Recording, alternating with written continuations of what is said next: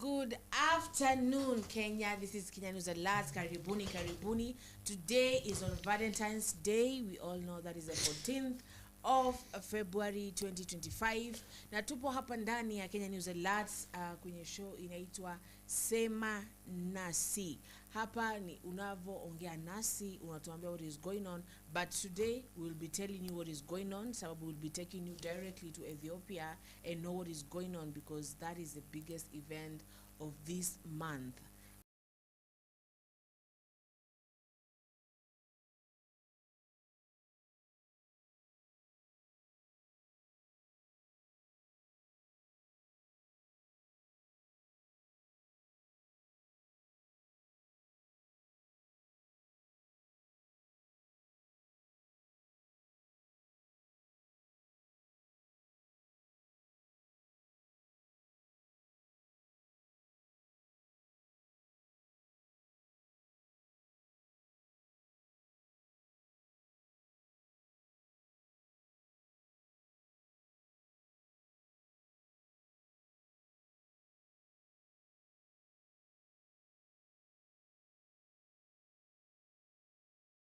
In Ethiopia, where you will know what is going on, kwa sababu baba ni wetu na tuko pale kumsupporti, na sasa hivyo tunataka tujua what is actually going on there.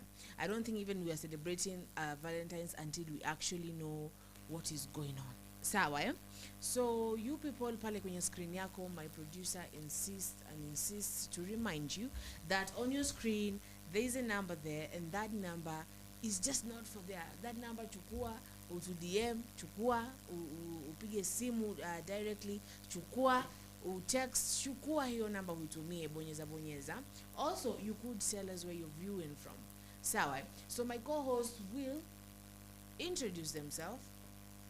Oh, okay, they're not ready but home powder room. So, yes. Mchukue hiyo number, mtupigie simu. Jamani, let me tell you people. Tunaomba, tunatumai that baba ataweza kupata kile kiti, sababu that is all for Kenya. That is all for Kenya. Everything that happens to baba happens to Kenya. Although I don't get that wanasema kwamba the moment that hanapata hicho kiti, he doesn't want to get involved with Kenyan politics. What does that mean? Sindio? Hayo ni maswali kadha wa kadha ambayo tunayojiuliza tukiwa hapa kwenye studio yetu. So you tell us where you're from, as actually nakupigia hivi umbea kidogo as we wait for some things to be done. Yes. So pale nilikuwa naweza kusikiza pia Bwana Ruto ametoa speech. Our president alikuwa pale kumsupport colleague wake. I love that they have kept their differences aside and they've come together, so of which they kept their differences aside last year and they came together. And the fact that they have been Bwana Ruto amenda kule Addis Ababa kwenda kumsupport. Na kwanza, in fact, leo asubuhi we saw wakina Millie Odhiambo dancing wakipanda ndege pale airport. Walikuwa tu hapo dancing and I wonder, why were they dancing? Is it because hawalipi hizo pesa ni sisi tunalipa, of which bado at the same time sawa Bwana Felix aliniambia kwamba even them they do pay taxes. Sawa, they do pay taxes, so they were using their own taxes. But jana nikaambiwa ya kwamba ndege sasa 250k for, I'm going to say business class, ama 180,000, wanalipa hoteli za more than 50,000. How long are they going there for? Wanaenda for like I'm going to say 1 or 2 days. Leo, kesho, alafu sijui wataregea kesho after matangazo ama kutakuwaje. But we will be here to see. Sawa. So maoni yako nitakuwa nauliza maswali wakadha nikiuliza ya kwamba what is happening to your place, and where you watching, and what do you think about all these things? So if kama my co-host ameneza introduce as we go on.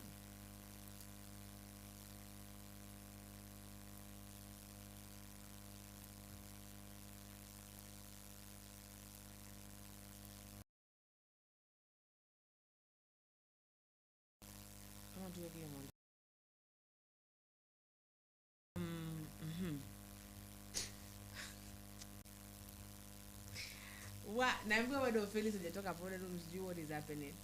Sawa. Oh my god, oh my god, oh my god. Also, okay, so but I guess I got to saw the I got to see the reactions of Kenyans when they were asked if they think Bwana Raila is gonna win. So some of the people were like, he's gonna win, and others were like they think the Mahmoud guy is gonna win. Sawa. Even there are other, even in fact, ujue kuna watu ambao wanampenda baba sana, sababu kuna wale ambao personally they were going wow wenyewe wanajilipia. One Omosh ambaye ali arrive 1 hour ahead of ndege yake, kuja kukaa hapo ngoje ndege yake anaenda Addis Ababa kwenda kumsupport baba.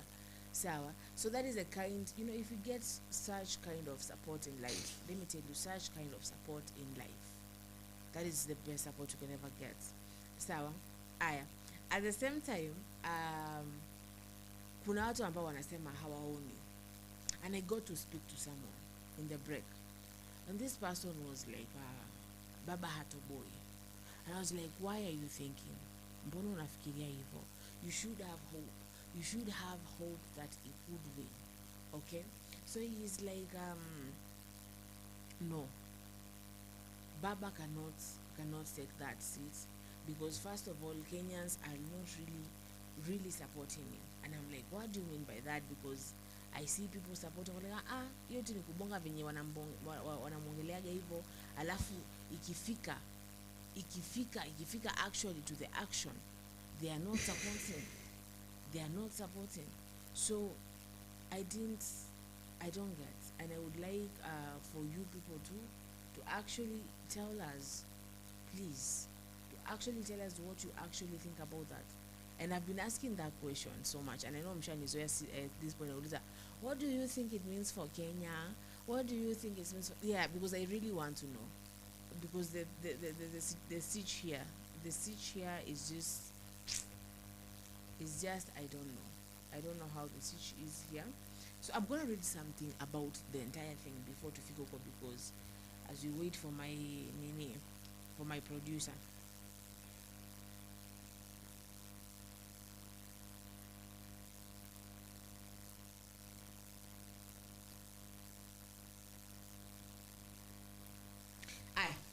So, a new delegation from Kenya, led by UDA Secretary General Omar Hassan, has landed in Ethiopia to witness Raila Odinga anticipated loss. This is actually from a fan, Sawa Ametuma, in the race for the African Union chairmanship. By the way, the real contest is between Djibouti's Mahmoud Ali Yusufu and Madagascar Richard James. These are serious contenders for the seats. Raila isn't a threat to anyone.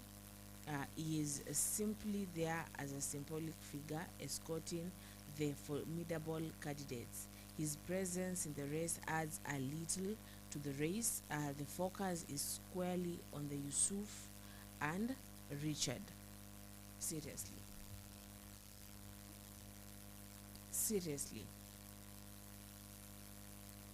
Seriously, like, yani kuna mtu ambaye anasema kwamba Raila ameenda pale just for support.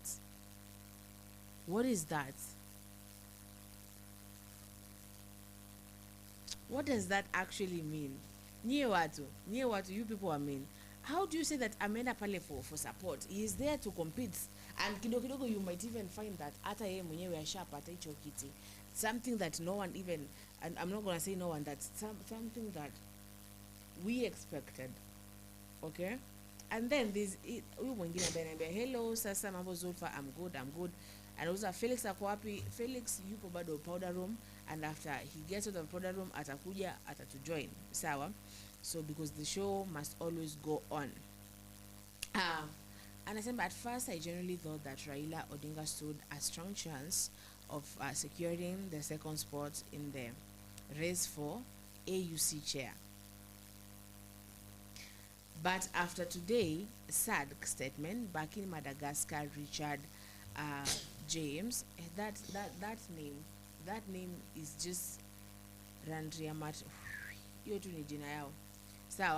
So it's clear that Raila is likely to end up a distant third.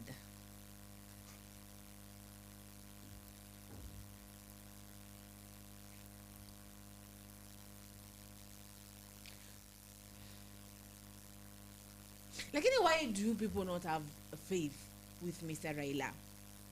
Why? Okay, then kuna huyu anasema hello Zulfa, naitwa Kevo mambo. Anasema Raila was relying on the support of the 16 SAD countries, but with their endorsement to Hilo Jina Richard, his chances have taken a hit. Raila was so wrong about this one. His chances of being number 2 are slipping away. Seriously,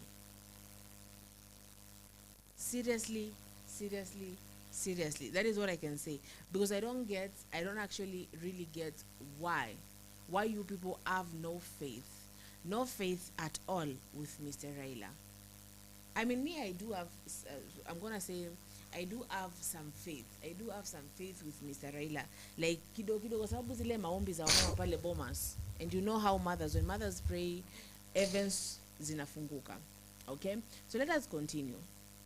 Comments hapa mnazituma tu mkisema mambo fulani, mbona msicomment tu huku kwingine jamani? So kuna hello Zulfa mambo, poa sana akusalimia Anita anakaa na few. Okay, so what yena Felix wako powder. I don't know what they were doing the early 30 minutes. I don't know. Okay, so anasema during Amina Mohammed's, oh, I missed that woman so much, that beautiful woman. So during Amina Mohammed's bid for AU chair seat in last elections, Raila did not offer her his support, rather campaigned against her and criticized the Ruto government for misusing public funds to back her. Now, but see yeye mwenyewe sisi anatumia pesa. Actually, even yesterday we were discussing that. The same. Sababu the lobbying, I'm gonna say Ruto, and this is what Felix said, that he has evidence, he had something about Ruto trying to bribe Mr. Mahmoud to drop out, and he was obviously Ruto kutumia pesa yake kwenda kumbribe, alikuwa anatumia pesa ya mwananchi. So when you say that he was criticizing, right now he's using the same bin, I don't get. Sawa. Aya, kuna huyu ambaye anasema hello, naitwa Hasani, mamboni mkoaje? Tuko poa. Sawa. So anasema now that Kenyans have turned against Raila in 2025, you are quick to call them unpatriotic. You never called Raila unpatriotic when he was actively decampaigning. No. I'm going to read this again. So, now that Kenyans have turned against Raila in 2025, you're quick to call them unpatriotic. You never called Raila unpatriotic when he was actively decampaigning Amina's candidacy. Instead, you hailed him as I don't get this, who was keeping the government on check. It's laughable how selective patriotism can be when political winds shift. Hassani,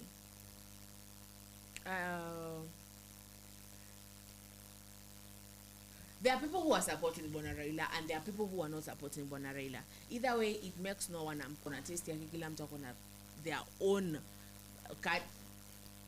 At the end of the day, this is not about Kenya. This is about Africa. So I don't get that. I do not get that. So you know my mate and patriotic. I think it is not personal to anyone. And then now, on the other news, I'm getting an update of which now Nandamomba bwana producer anza kujitayarisha sababu we need to go to Ethiopia. So, number update, National Assembly Speaker Moses Wetangula says 40 MPs are accompanying Raila Odinga to Addis Ababa, Ethiopia, ahead of AUC elections set for this Saturday. Wetangula says the lawmakers are traveling in their private capacity as citizen and should not be sponsored by the states. But sasa na wewe Wetangula unasema hivyo. Na jana kuna senator mmoja ambaye alisema ya kwamba in fact that senator really we were talking about and giving rambirambi zetu kwenye familia ya Leonard Mamo Botela, sababu apparently Leonard is being buried kwenye sports in Langata on top of another one of our legendary naona watu wangu wametoka powder room ndo hao wamekuja, lakini just in a few.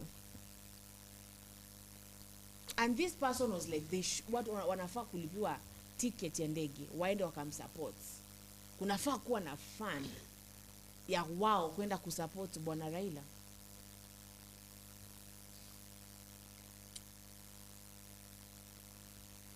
I see Felix is settled, so let Felix introduce himself and we continue.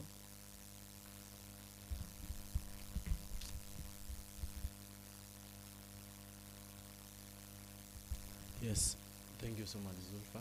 Hi guys, this is Plains and Felix, and I welcome you to our show.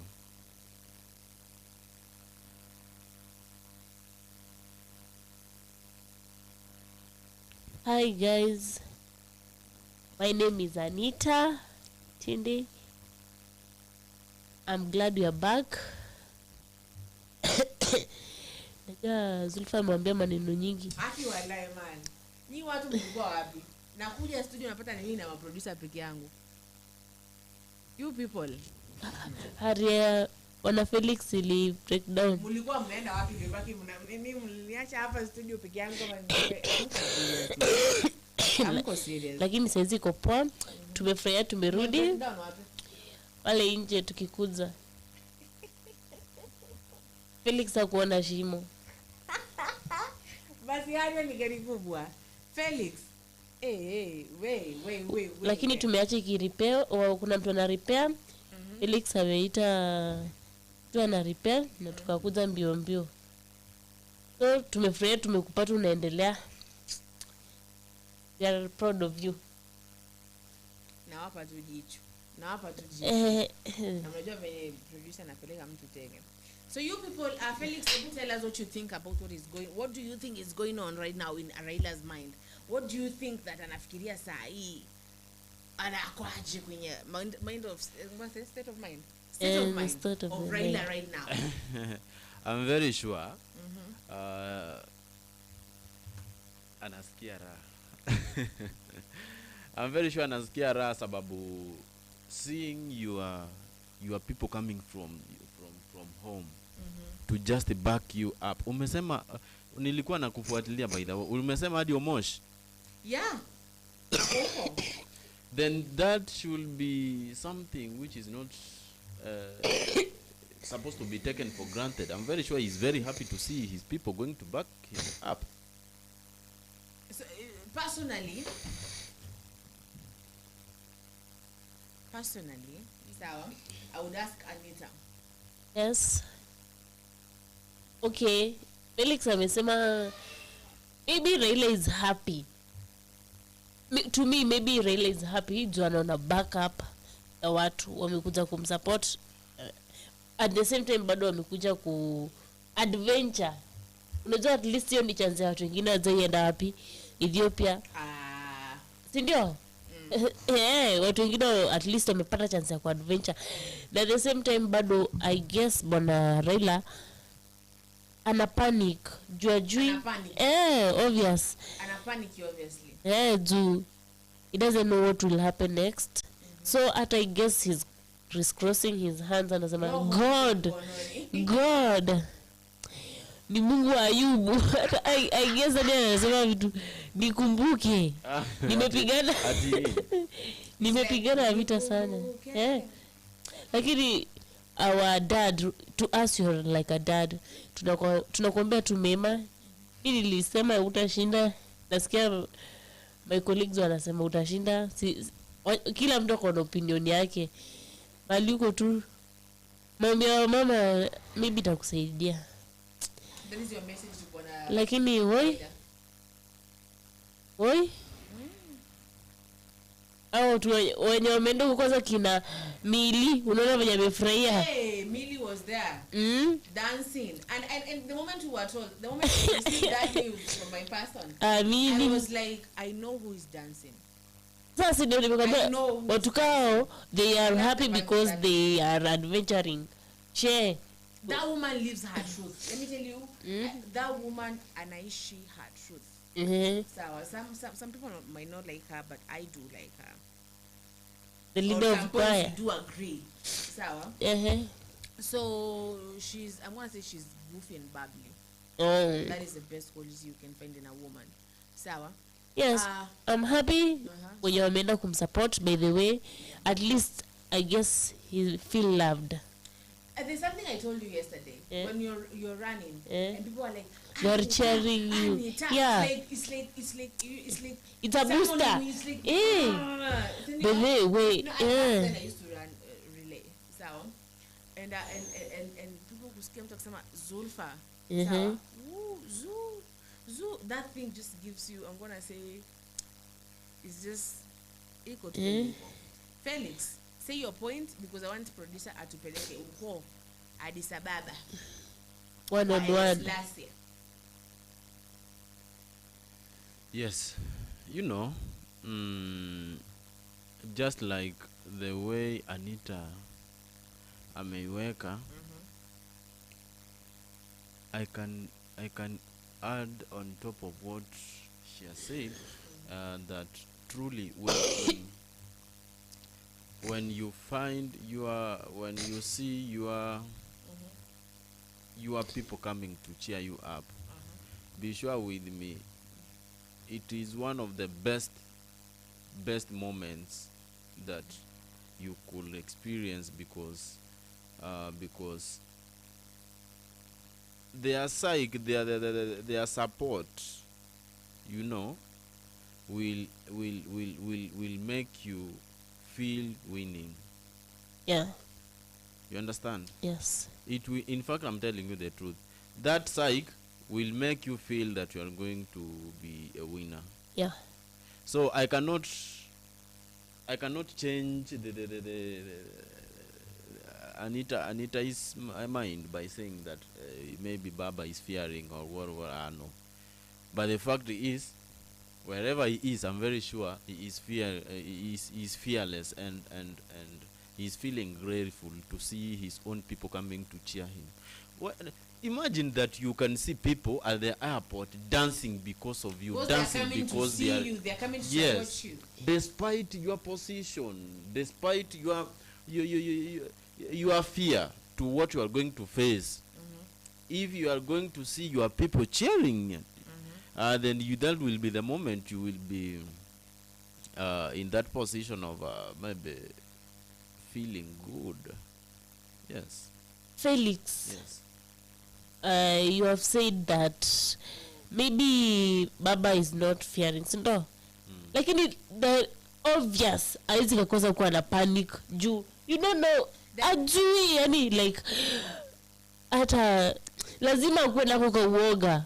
Lazima ukuwe na hiyo uoga, ujui ni nini ita happen, ujui kama wewe utakuwa elected. Sasa ako yani obvious kama mimi mwenyewe nikingojea results nakwambia Zulfa, ungeniona hata hiyo siku nilikuwa na watch movie alafu ghafla kwa Citizen nikaona breaking news KCSE results, nilienda kulala. Alafu unajua nilishtuka tu, hiyo obviously hadi kutoka tu kitambo tumeanza exam nilikuwa tu na panic, nasema tu mimi sasa si ni kitu nyesi, this is my first my last exam in high school, na ni results za kujua kama maisha yenyewe itakuwa kuinje kwangu itakuwa aja. So mimi nilikuwa guy Anita sasa mimi nilikuwa nimepanic by the way. Alafu unajua mabishi yangu wamepaswa, walikuwa wananiambia wewe unaangisha kungenepa alafu upate hii Sasa alafu unajua walikuwa ngaje wanasema mimi kwa hiyo siku ya mtihani hata sikuanga nafanya mimi nilifanya mtihani na nikapata. Unasema kaya unajua wanashangilia jua walipatanga results zao mapema. Alafu wanakuuliza wao wanakuuliza unafikiri utapata nini? Unafikiri utapata nini? Alafu useme kama for example unasema B, wanakuuliza math ilikuwa aje? Ndio useme utapata B. Obvious. Lazima tu lazima tu kwenda kwa uoga. Matumbo butterflies kwa tumbo tu. Kwanza tu anakaa tu hivi anajiambia Mungu mali tu huko nikumbuke mimi ati butterfly kwa tumbo. Anasikia butterflies zikitembea kwa tumbo. Sini ako uoga umesikia kama ni kitu inapita kwa tumbo usikii. I don't believe that will be what Mr. Raila is experiencing right now. Be sure with me, if maybe he could address us from there, I'm very sure that he's going to make us have faith and have hope. Lazima akuwe na hizo vitu zote. Yeah, so butterflies lazima. Lazima aki Felix, bebe lazima. His nerve. Za nini na yeye si mtoto? She. Kwani this is important. Kai. This is important to Bwana Raila. I'm going to say it is important to Raila. Unapata anakaa tu kidogo anatingisha kakiti. Anasikia kwenda lu. Kwanza wacha venye unasema hivyo siku ya kuanza hizo result ndio mtamwona venye atakuwa. No. Let me tell you, my sister. You know, we really need to make you understand what maybe I'm feeling will be good for you. That guy is a big guy, and this is not the first time he's going to experience those things. And truly, the backup that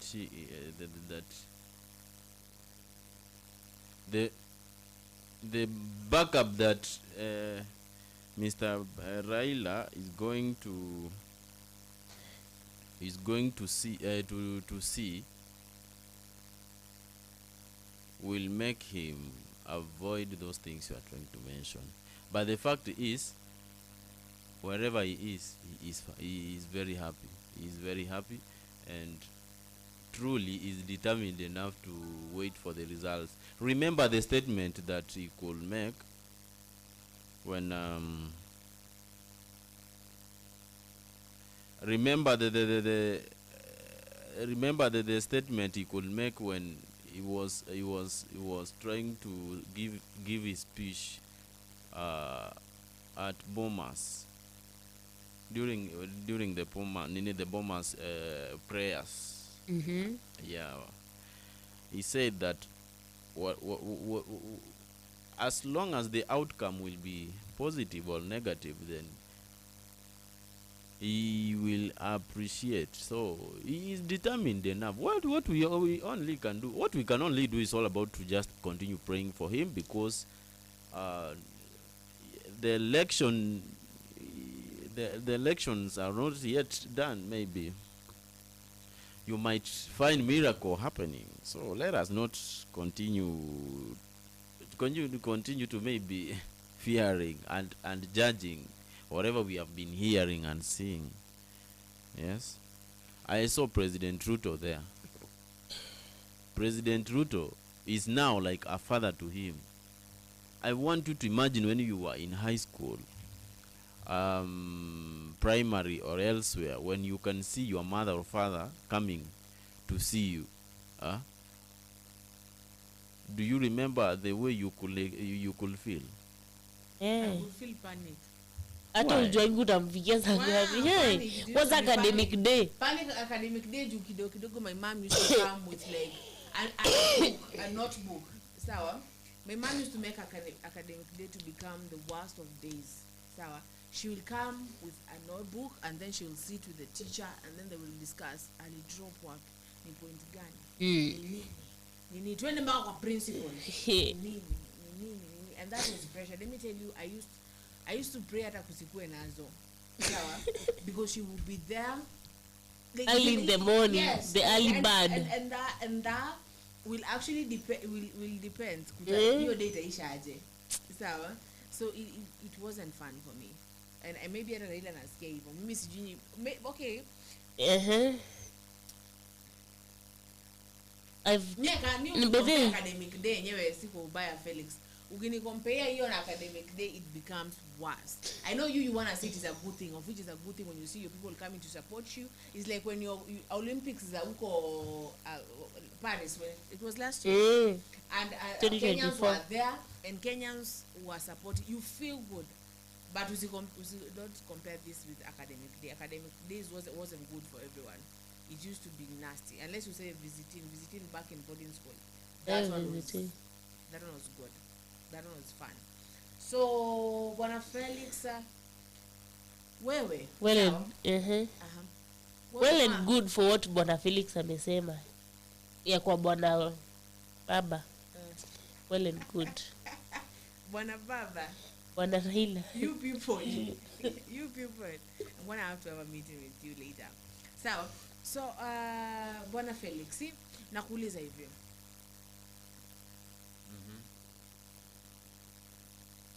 Do you think that wakina Emilio Odhiambo are dancing because they know for sure that he's going to win? Yes. What you really need to understand, yes, winning will be a blessing, okay? Losing is also right, because it is not something which is evil, okay? Their dances, I can't interpret their dances just like maybe I cannot interpret their dances like they are going there because of going maybe for the win, or for the victory, any victory they made. They are going there to just back up, and they are going there to make a history. Which history? Raila is the one of is the first person to vie for that seat from Kenya, right? And if possible, they are going there to adventure the way my sister said. Sidhani kama labda sasa kudansi kwa airport wakianza kuelekea kule kuna maana nyingine, if not maybe the excitement that they are just going there to back that old man, and if possible come together home either with victory or just excitement. So breaking news is regarding Gachagua has endorsed Raila for African Union leadership. That is a breaking news. Bwana producer, would you please take us to just the Addis Ababa for that? Producer anasema live yao imeisha, but ni maybe wakiingia tena. But anaweza eka hizo to stick to amesema. Okay.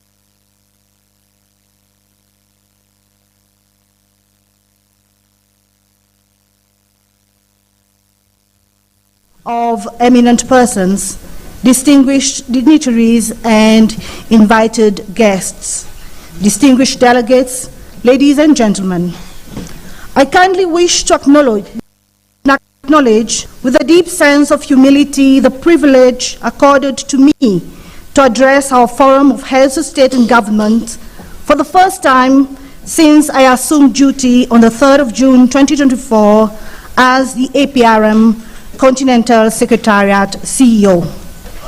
I wish to express my gratitude to our gracious host, His Excellency Abiy Ahmed Ali, the government and people of the Federal Democratic Republic of Ethiopia, for the brotherly welcome and hospitality extended to us and our delegation since our arrival in this beautiful and historic city of Addis Ababa. At the outset, I sincerely wish to express my sincerest and deepest gratitude to Your Excellencies, our heads of state and government, and indeed the entire APRM and AU family for the faith, confidence, conviction, and trust bestowed on my humble person to lead an auspicious entity of our union, the APRM Continental Secretariat. It is a singular privilege and a heavy responsibility that I have not taken for granted. I'm delighted to report to Your Excellencies that in the last 8 months and 11 days since I assumed duty, we have strengthened, positioned the APRM to deliver on its mandate with impact and tangible results. Despite financial constraints, the APRM has realized unprecedented achievements, which include the following, to mention but a few. The organization of this first physical APRM summit in 5 years, which will ensure that the forum actively peer reviews country review reports. The successful development of the Africa Governance Report for 2025, focusing on mineral resources governance. The successful development of the third APRM strategic plan, which is aligned with the AU second 10-year implementation plan of Agenda 2063, ensuring that e-governance becomes the sixth good governance thematic area of the APRM review process, the finalization of the APRM impact on the assessment on the effectiveness or lack thereof of the APRM processes in shaping governance and development across the continent, support the Republic of Gabon in its political transition to democracy and constitutional order, development of the necessary mechanisms towards the operationalization of the African Credit Rating Agency, finalization of the legal instruments operationalizing the APRM governance support, which will finance accelerators in APRM participating states, finalization of the enhanced criteria for selection and appointment members of the APR panel of eminent persons, and last but not least, mobilization of millions of dollars from our member states and direct financial contribution to the APRM and also from our partners. I'm confident that with Your Excellencies, heads of state and government, sustained support and guidance, the APRM can be better positioned to be an effective tool for transformation and socio-economic development of our continent. Your Excellencies, as we navigate the challenges of our time, we must recognize the critical role that good governance plays in preventing conflicts across our beloved continent. Good governance is not merely an abstract concept, but a powerful tool for fostering stability, promoting inclusivity, and addressing the root causes of discord. By strengthening our institutions, ensuring transparency, and upholding the rule of law, we create an environment where grievances can be addressed peacefully and where all citizens feel heard and represented. As the APRM, we need to be pioneers in entrenching good governance as a foundation for peace, security, progress, sustainable development, and prosperity. This decade should be the decade of good governance. It should not just be the talk, but a concerted effort by all stakeholders to invest heavily in the promotion of good governance on the continent. The APRM should stand firmly to support our member states in enhancing the governance structures, thereby contributing to a more peaceful and prosperous Africa. Your Excellencies, I wish to take this opportunity to sincerely thank His Excellency President Abdelmajid Tebboune, Chairperson of our APR Forum of Heads of State and Government, all heads of state and government of our participating states, Her Excellency Ambassador Selma Bakhtar Mansouri, Chairperson of our Focal Points Committee, and all focal points for all the strategic guidance and support provided. I would also like to express my appreciation to Her Excellency Ambassador Inongwe Lewanika, Chairperson of our APR panel of eminent persons, and all eminent panel members for their tenacity, diligence, professionalism, integrity, resilience, and unwavering commitment to the ideals of Pan-Africanism. I salute in particular Ambassador Inongwe and two other members of the panel who will retire from the panel after this forum, namely Dr. Ousmane Dilo and Dr. Honoré Mobonda. Furthermore, I would also like to express with gratitude the support always extended to the APRM Continental Secretariat by our national structures, the AU Commission, and the entire AU family, REX, UN institutions, and all our partners. Without your sustained support and collaborations, we could not have achieved the milestones realized so far. Your Excellencies, it will be remiss of me if I do not express my personal gratitude to His Excellency Musa Faki Mahamat, Chairperson of our African Union Commission, for the firm support extended to me since my assumption of duty. Most importantly, for his steadfast and sustained efforts in fast-tracking the integration of the APRM into the AU system during his tenure. Most importantly, also for ensuring that APRM implements its mandate with full support of the AU family. His Excellency Musa Faki Mahamat and my predecessor, Professor Eddie Maloka, have laid a solid foundation for the APRM. I thank them for the great work they have done for the continent and particularly the APRM. Your Excellencies, I kindly wish to take this opportunity to once again congratulate all our newly elected heads of state and government. Free, fair, and transparent elections are beginning to be the order of the day and a powerful voice through which people elect leaders of their choice. As the APRM, we need to declare our unwavering commitment to the strengthening of democracy and its institutions in our time and across our continent. Your Excellencies, we stand on the threshold of a diminishing unipolar world and the re-emergence of a multipolar world. This presents a multiplicity of challenges and a serious threat to our democratic gains. We are reminded by one of the greatest Pan-Africanists, Kwame Nkrumah, that we should neither face east or west, but we should face forward. I thank you, Excellencies, for your kind attention.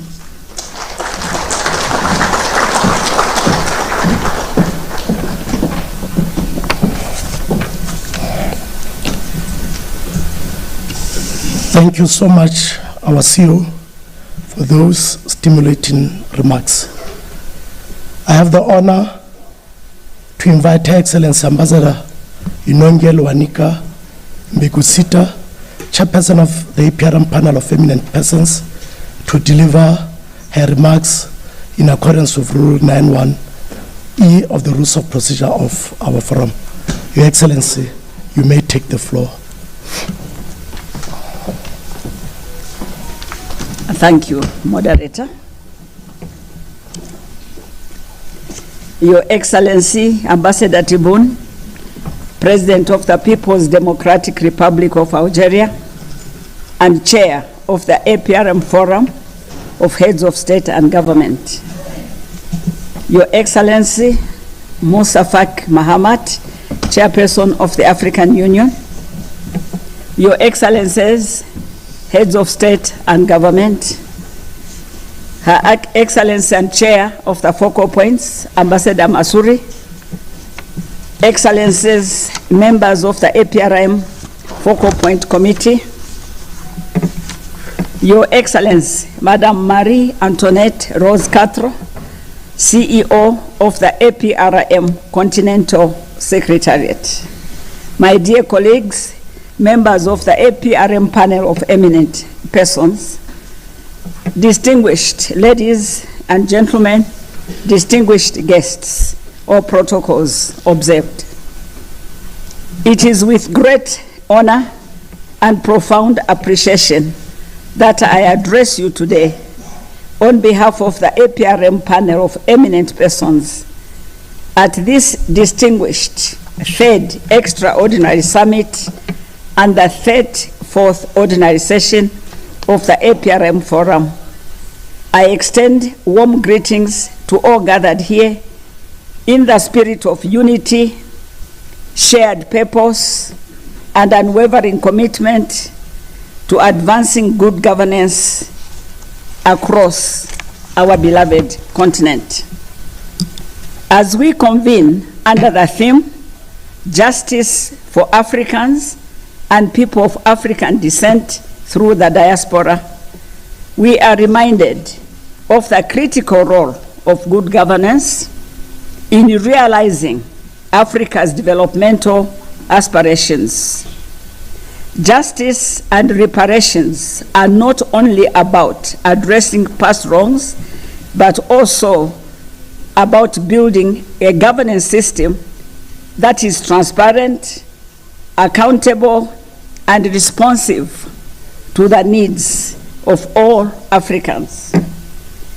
Good governance is the foundation upon which the promises of reparations and justice can be realized. By fostering strong institutions, promoting the rule of law, and ensuring equitable treatment of all citizens, we lay the groundwork for long-term stability, peace, and development. Reparations in this context must be effectively managed to reach communities mostly affected by the historical consequences. In 2024, the APRM panel has been particularly active, leading institutional consultations in Senegal, the Seychelles, and Uganda on natural resources governance. We also conducted targeted review in Zambia, a key component of the 2025 Africa Governance Report, which seeks credible, data-driven insights for sustainable development.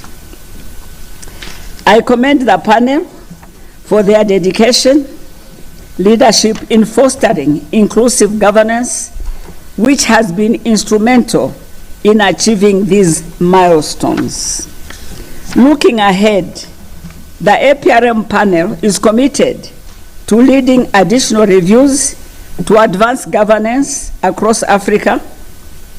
While challenges persist, we are resolute in our belief that the APRM offers a proven path of meaningful reforms and positive change. Your Excellencies, ladies and gentlemen, the review reports presented for your consideration, including those of Zambia, Uganda, and Senegal, reflect our rigorous methodology and commitment to excellence. These assessments highlight both the challenges and progress achieved in good governance reforms, serving as dynamic blueprints for transformative changes. However, governance in Africa continues to face multifaceted challenges, including underdeveloped infrastructure, economic disparities, non-responsive public services, and complexities in natural resource management. Global issues such as economic uncertainties, climate change, and public health crisis further strain our governance systems. The APRM role in addressing these challenges is more critical now than ever. Our mechanism provides a platform for frank dialogue, constructive criticism, and mutual support among member states. It fosters the Pan-African solidarity, enabling countries to learn from each other's experiences, strengthen national capacities, and build resilience against governmental-related crises. Our journey has been marked by significant milestones, including the accession of new member states and the implementation of the national programs of action, which have catalyzed reforms in areas such as the rule of law, political participation, economic management, and social development. Nevertheless, the effectiveness of the APRM hinges on sustainable political support, adequate resources, and robust follow-up of mechanism. We must ensure that peer review recommendations are not only acknowledged, but are also implemented. This requires the active engagement of governments, civil society, the private sector, all our citizens in both urban and rural areas, and development partners. The APRM Secretariat, under the capable leadership of Ambassador Marie-Antoinette Rose Katra, plays a key role in coordinating these efforts, providing technical support, and monitoring progress. We must remain steadfast in ensuring that the APRM impact is transformative and far-reaching. The APRM strategic alignment with Agenda 2063 and the United Nations Sustainable Development Goals underscores its relevance in the border development landscape. By incorporating governance considerations into national and regional strategies, the APRM contributes to Africa's aspirations for inclusive growth, peace, and prosperities. Your Excellencies, ladies and gentlemen, while we reflect on governance challenges, we must also celebrate our achievements. Across the continent, we witness democratic consolidation, economic resilience, and social innovation. Countries are implementing reforms to enhance public sector efficiency, combat corruption, uphold human rights, and empower marginalized communities. As we celebrate our challenges, let us also remember to celebrate our pre-colonial achievements in governance, in taking care of the environment, in community relations, and the centrality of children. And the children of Africa are our future. As we deliberate on the reports and the APRM strategy plan, I urge us all, with utmost respect, to renew our collective determination to build institutions that respond to all these challenges.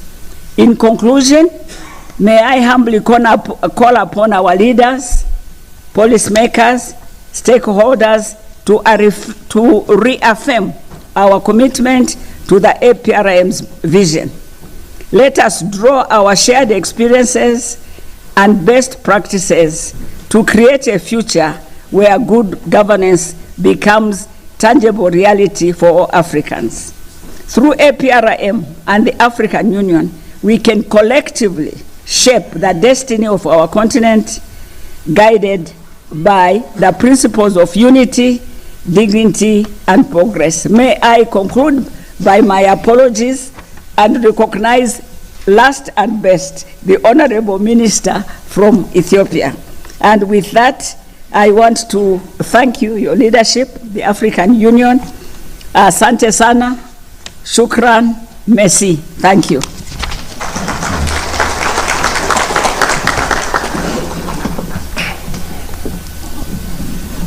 Thank you so much, our chairperson of the panel of eminent persons, for those inspiring remarks. At this moment, I have the distinguished honor to invite His Excellency Musa Faki Mahamat, chairperson of the African Union Commission, to deliver his statement in line with Rule 9(1)(d) of the rules of procedure of our forum. Your Excellency, you may take the floor, Your Excellency.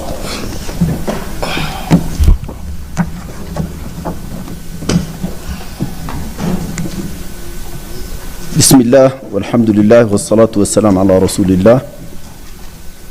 Excellence, Monsieur Abdelmajid Tebboune, président de la République algérienne démocratique et populaire, président du Forum des chefs d'État et du gouvernement du Mayep, Excellences, Monsieur les chefs d'État et du gouvernement, Mesdames, Messieurs les ministres, Madame la secrétaire exécutive du mécanisme africain d'évaluation par les pairs, Mesdames, Messieurs. En ces derniers instants de mon mandat de président de la Commission de l'Union africaine, c'est avec une certaine émotion que je m'adresse à vous. En portant un regard rétrospectif sur les chemins que nous avons ensemble parcourus depuis ma prise de fonction en 2017, il apparaît clairement que le Mayep a démontré son efficacité dans l'accomplissement du mandat qui lui a été confié, un mandat constamment ajusté à l'évolution des enjeux. À ce titre, il a accompagné les États membres à travers des évaluations de qualité dans leur détermination à s'inscrire dans une irréversible dynamique de promotion et d'ancrage des valeurs de la démocratie et de la bonne gouvernance et à faire face aux fluctuations d'appréciation de nos économies par les agences internationales de notation. Ce bilan encourageant qui a auréolé le parcours du Mayep depuis sa création il y a une vingtaine d'années doit se lire sous le prisme de la volonté de nos chefs d'État et de gouvernement de renforcer son institutionnalisé pour asseoir son opérationnalité sur des bases solides. Excellences, Mesdames et Messieurs, cette institutionnalisation s'est concrétisée par l'intégration du Mayep dans la nomenclature budgétaire de l'Union africaine, lui offrant ainsi un financement stable et le protégeant des incertitudes liées aux aléas de contribution volontaire des États et des partenaires techniques. Cet ancrage budgétaire a conféré un élan salutaire aux performances du Mayep, comme l'atteste le niveau de réalisation de son plan d'action 2021-2024, structuré autour des axes portant sur la revue de la gouvernance des États et leur évaluation, la recherche et le monitoring, le développement des capacités institutionnelles et humaines, le plaidoyer et la communication. Avec l'adhésion récente de la République centrafricaine, le Mayep dispose d'un portefeuille de 44 États membres qui bénéficient de son expertise dans l'évaluation des mécanismes de gouvernance et de démocratie et l'évaluation des questions thématiques, à l'instar de celles consacrées au changement anticonstitutionnel du gouvernement en Afrique. Au nombre de réalisations, les rapports biennaux sur l'état de la gouvernance occupent une place centrale. Plus particulièrement, le rapport sur la gouvernance en Afrique au titre de l'année 2025, qui fera l'objet d'un examen au cours de cette session de la conférence. Celui-ci revêt une pertinence particulière avec une attention sur la gouvernance des ressources naturelles pour l'Afrique. Excellences, Mesdames et Messieurs, bien que le tableau du Mayep soit reluisant il n'est pas dépourvu de zones d'ombre. À ce titre, le premier point à mentionner est la mise en œuvre par les États membres des recommandations découlant des évaluations. Si en aval, ces recommandations ne sont pas traduites en actions concrètes sur le terrain, la crédibilité et la visibilité du MAEP seront compromises par la persistance de l'impression d'un statu quo. J'appelle vivement les États membres qui ont volontairement accepté d'être évalués de donner suite aux recommandations du MAEP. D'abord pour l'intérêt des populations locales et ensuite pour faire progresser le projet de l'agenda africain, l'agenda 2063. Le second point porte sur l'adhésion universelle des États membres de l'Union africaine au MAEP. Comme indiqué plus haut, seuls 44 États sont membres du MAEP. Je me réjouirai de voir tous les 55 États adhérer au MAEP dans la perspective de transformer notre continent en un espace où la bonne gouvernance opère comme un véritable levier d'un développement inclusif et durable. En dernière analyse, je vais évoquer l'étendue du mandat du MAEP, qui l'oblige à développer de nombreux programmes. Leur densité est pourtant asymétrique aux ressources endogènes mises à disposition par l'Union africaine. La mise en œuvre de ces programmes n'est couverte qu'à hauteur de 20% par les fonds propres. Le solde, soit 80%, étant financé par les partenaires extérieurs.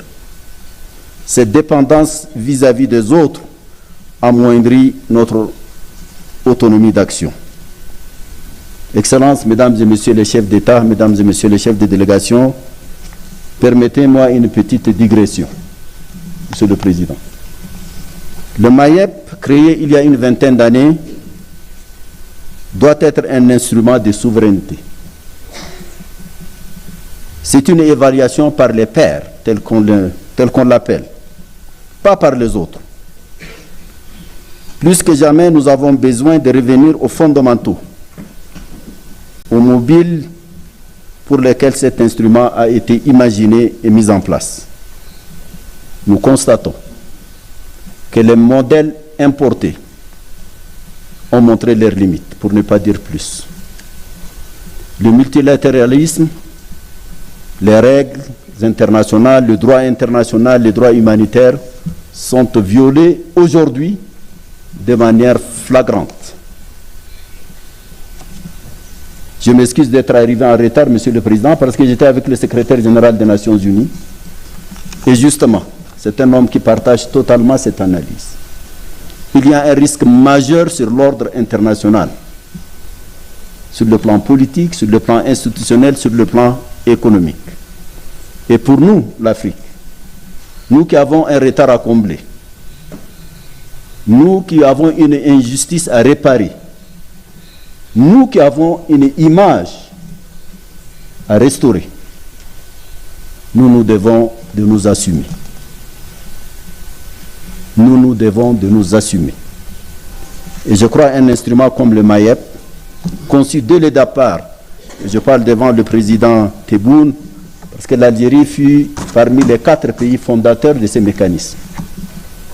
Il faut nécessairement que l'on revienne aux fondamentaux et qu'on se donne les moyens nous-mêmes de nous évaluer et de tracer le chemin qui correspond à nos attentes, aux attentes de nos populations. C'est sur cette note que je voudrais remercier les chefs d'État et de gouvernement, sous l'autorité du président Abdelmejid Tebboune et le secrétariat continental du MAEP, sous la direction de l'ambassadrice Marie-Antoinette Rose, pour le travail et leur dévouement au service du continent. En souhaitant de fructueux échanges à cette session, je vous remercie de votre attention.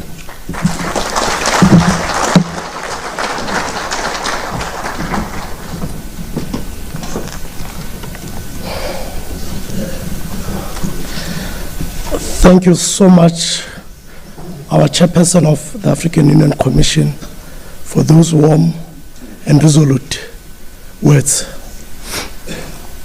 At this juncture, I have the honor and distinguished privilege to humbly invite Her Excellency Dr. Fetsum Adela, Minister of Development Planning of the Federal Democratic Republic of Ethiopia and focal point of the APRM to deliver the welcome statement on behalf of His Excellency President Selassie of the Federal Democratic Republic of Ethiopia. His Excellency the President was with us this morning. He had to leave and he has instructed Her Excellency the Honorable Minister to deliver his statement. Your Excellency, you may take the floor to deliver the welcome statement. Thank you, Mr. Moderator. Your Excellency, Abdul Majid Tebboune, President of the People's Democratic Republic of Algeria and Chairperson of our African Peer Review Forum of Heads of State and Government, Your Excellencies, Heads of States and Government of the APRM participating states, Your Excellency, Musa Faki Mohammed, Chairperson of the African Union Commission, Honorable Ministers and APRM focal points, Your Excellency, Ambassador Ngone Loanika, Chairperson of our APRM panel of eminent persons, Your Excellencies, members of the APRM panel of eminent person, Your Excellency, Ambassador Marie Antoinette Rose Quatre, Chief Executive Officer of the APRM Continental Secretariat. I would like to welcome you to this beautiful city of Addis Ababa on behalf of my President, His Excellency Taye Asgaselassie. At the outset, Ethiopia extends its appreciation to His Excellency Abdul Majid Tebboune, President of Algeria and Chairperson of the African Peer Review Forum, for his leadership. We also congratulate Zambia for successfully conducting its second-generation country review and commend Uganda, Togo, and Senegal for their targeted reviews. Excellencies, since its inception in 2003, the APRM has been a vital tool for improving governance across Africa, with 44 countries voluntarily participating and 26 undergoing peer reviews. It continues to be an essential mechanism for fostering peace, prosperity, and integration on the continent. Ethiopia recognizes the expanding mandate of the APRM, which now plays a crucial role in enhancing governance, strengthening democracy, monitoring Agenda 2063 and the SDGs, and serving as an early warning system for potential conflicts. We commend the APRM's effort to harmonize with AU organs, including through its annual retreat with the Peace and Security Council, acknowledging the link between governance and peace. Ethiopia also praises the APRM for its seamless leadership transition and for preparing the new strategic plan, which runs from 2025 to 2028, which aligns with Africa's continental goals.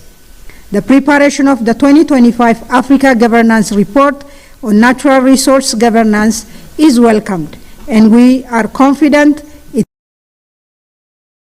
recommendation will be key in unlocking Africa's potential. Ethiopia supports the inclusion of e-governance as a new thematic area for performance evaluation. On the African Credit Rating Agency, Ethiopia strongly supports this initiative as a step toward providing objective assessment of Africa's economies. In conclusion, Ethiopia reaffirms its unwavering support for the APRM. We have appointed a new focal person and are honored to serve on the steering committee. As a founding member, Ethiopia is committed to advancing the APRM's full potential. I thank you.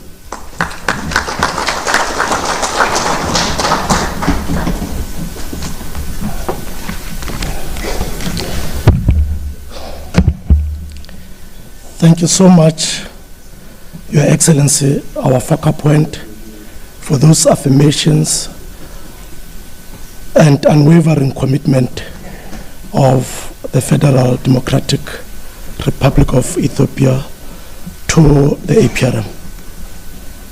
It is now my singular honor and rare privilege to humbly request His Excellency Abdel Majid Tebboune, President of the People's Democratic Republic of Algeria and Chairperson of the African Peer Review Forum of Heads of State and Government, to consider to deliver his remarks where he is seated, his opening statement to this auspicious APRM summit pursuant to Rule 9(1)(c) of the Rules of Procedure of our forum.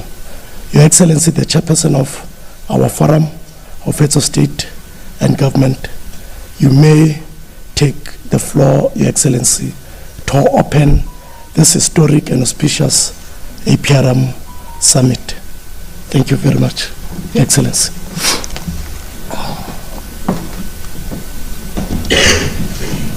Shukran. Avec la permission de mon frère Faqih Moussa, je vais user du privilège du chef pour parler de ma place. Et pas au pupitre.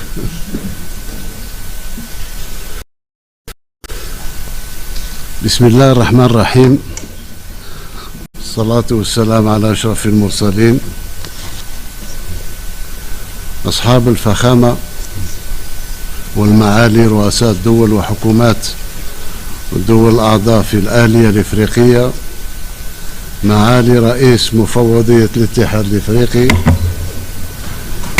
السيدة الرئيسة التنفيذية للأمانة القارية للآلية السفيرة ماري أنطوانيت روز كاتر، سيدات والسادة، يسرني ويشرفني أن أخاطب هذا الجمع الموقر في لقاء يعكس التزامنا الراسخ بمسيرة قارتنا نحو تعزيز مبادئ الحوكمة الرشيدة والتنمية المستدامة. إن اجتماعنا اليوم يأتي في ظرف دقيق تتزايد فيه التحديات أمام الحكم الرشيد في إفريقيا،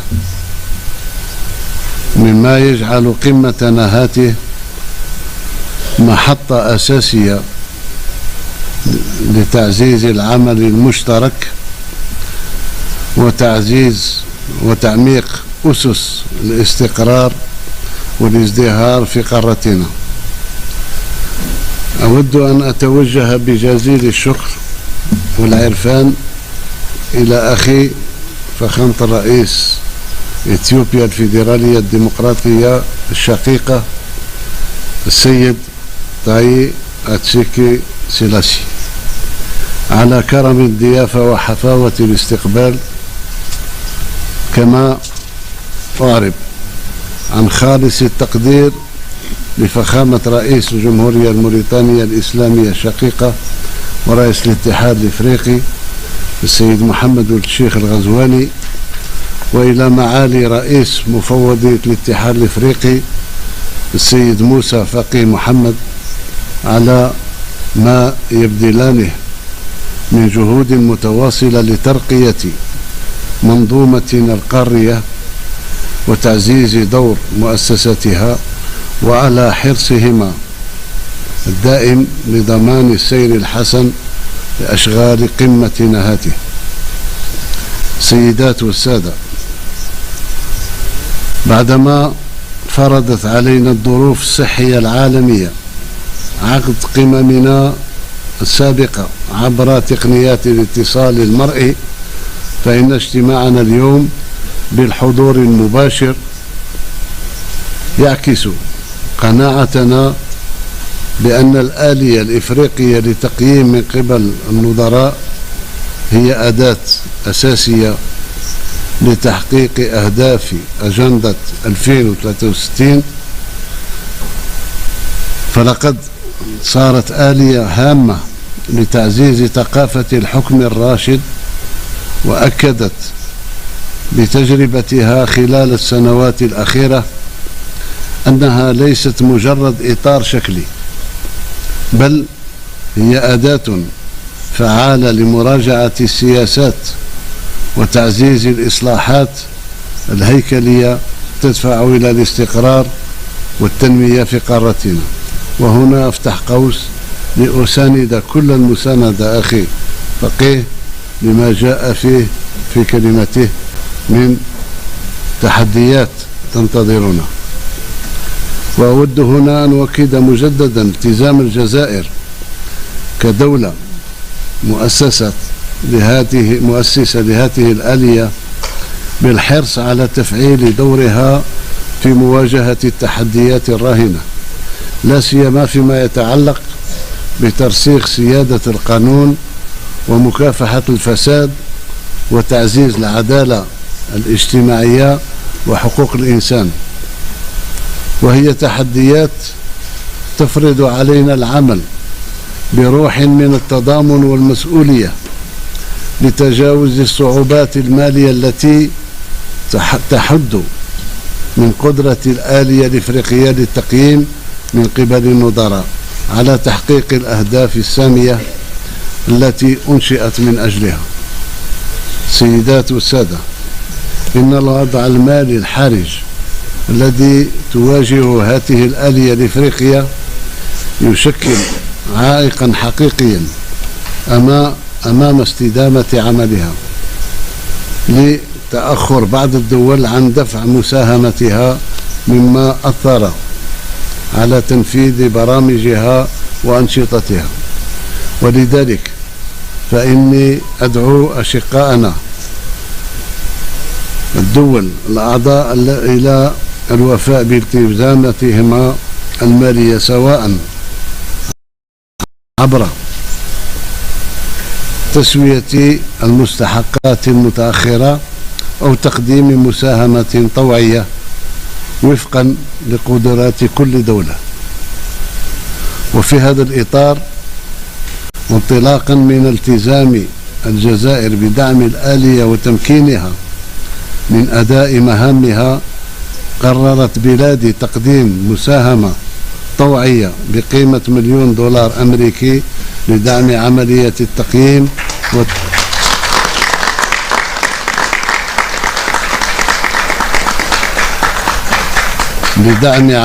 التقييم وتنفيذ التوصيات المنبثقة عنها. سيدات والسادة، تتضمن هذه القمة بنودا محورية، حيث ستناقش عددا من التقارير والتوصيات الصادرة عن الاجتماع 39 للجنة جهات الاتصال التابعة للآلية. وستشمل أعمالنا التقييم الثاني من قبل النظراء لجمهورية زامبيا، الذي سيقدمه رئيس الجمهورية السيد ماكايندي هيشيلما. دراسة تقرير تقييم المستهدف لجمهورية السنغال، التي يتناول موضوعها جوهريا يتعلق بدور ومكانة الموارد المعدنية في تحويل الاقتصاد السنغالي. عرض التقارير المرحلية عن تنفيذ خطة العمل الوطنية للآلية الإفريقية لكل من جمهورية كوت ديفوار وكينيا، إلى جانب التقرير الدوري عن الحوكمة في إفريقيا 2025، الذي سيركز على إدارة الموارد الطبيعية واستعراض الخطة الاستراتيجية للآلية للفترة 2025-2028. سيدات والسادة، إن اجتماعنا اليوم يشكل محطة أساسية لتعزيز دور الآلية الإفريقية كإطار فاعل ترقية الحوكمة ومواصلة العمل لإيجاد حلول مستدامة للتحديات التي نواجهها وتواجهها دول القارة. فمن خلال التزامنا الجماعي سنتمكن من إرساء مؤسسات قادرة على تحقيق التنمية المتوازنة وضمان رفاهية شعوبنا. وفي الأخير أجدد التأكيد بأن الجزائر ستظل شريكا فاعلا في دعم هذه الآلية وتعزيز مكانتها داخل الاتحاد الإفريقي، وأدعو الدول الأعضاء إلى العمل على توحيد جهودنا لتحقيق أهدافنا المشتركة النبيلة. وأعلن رسميا عن افتتاح أشغال الدورة 34 لقمة منتدى رؤساء الدول وحكومات الآلية الإفريقية للتقييم من قبل النظراء. شكرا على سعيكم. السلام عليكم.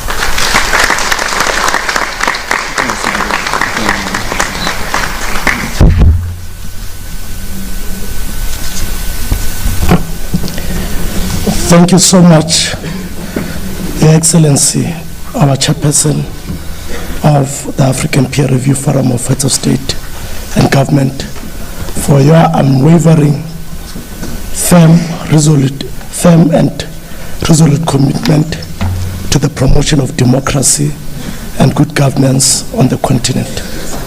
Most importantly, for your sterling and transformative leadership. We are truly inspired. Your Excellencies, distinguished guests, ladies and gentlemen, we have come to the end of the opening ceremony and open session of our summit. We are now moving to the closed session of the summit and have been directed to inform Your Excellencies and distinguished delegates that the following will be part of the closed session. The Excellencies, Heads of State and Government of the APRM participating states and their delegations, 1+4. The Chairperson of the African Union Commission, the Deputy Chairperson of the African Union Commission and Commissioners, members of the APRM panel of eminent persons, the CEO of the APRM Continental Secretariat, and critical APRM staff supporting the summit, heads of specific AU organs and institutions, CEOs of regional economic communities, and CEOs of regional economic communities. On behalf of the APRM family, I kindly wish to express our sincere gratitude to our partners and all invited guests, as well as the media, for honoring and gracing this important opening segment of our summit with your presence. We are extremely delighted. Our protocol team will guide those that are not part of the closed session on your way out.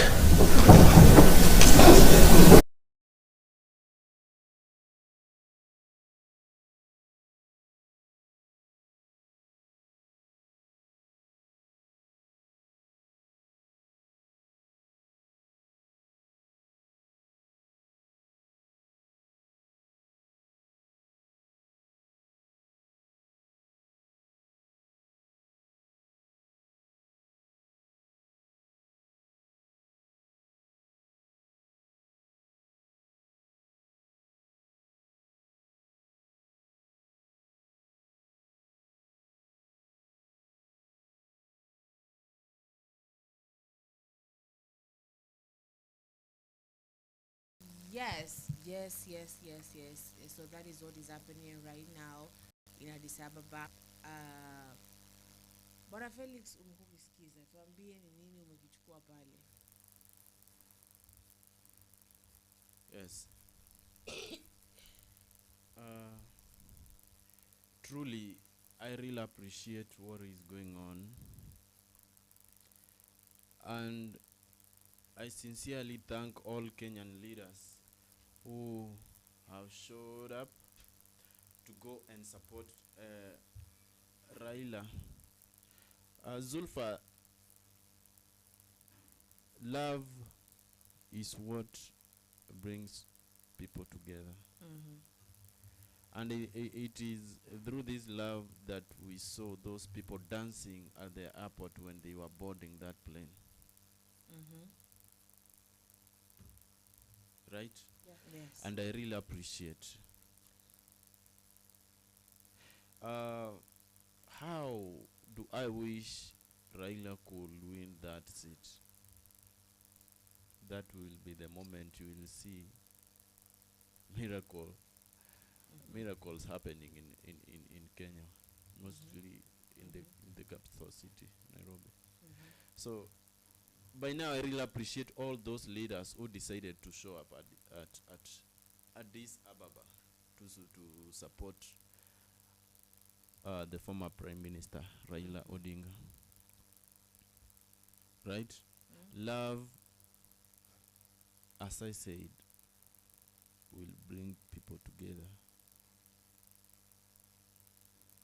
Despite the result, that unity that they have decided to show more so the Azimio leaders. Yes? Yeah. I personally, truly, I really appreciate them. Yes?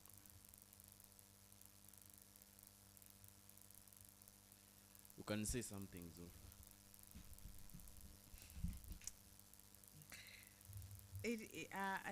As you've said, today is on the 14th, and the love that these people are sharing, I guess enyewe sababu we see them going there, wamesema tumeona wana dance wakielekea kule, furaha iliyoje when they're supporting their own. That is the kind of love we want. That is the kind of support that we want. That is the kind of patriotism that we want. Okay, so I'm going to read some comments pale.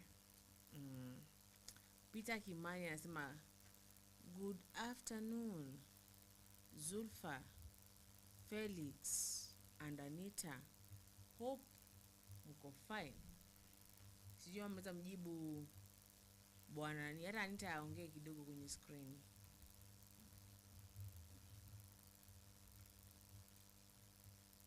Ni bwana nani ametusalimia? Bwana Peter. Yeah, good. As to me, I'm good. Nashukuru tu Mungu. Na wewe utakuwa unaendeleaje?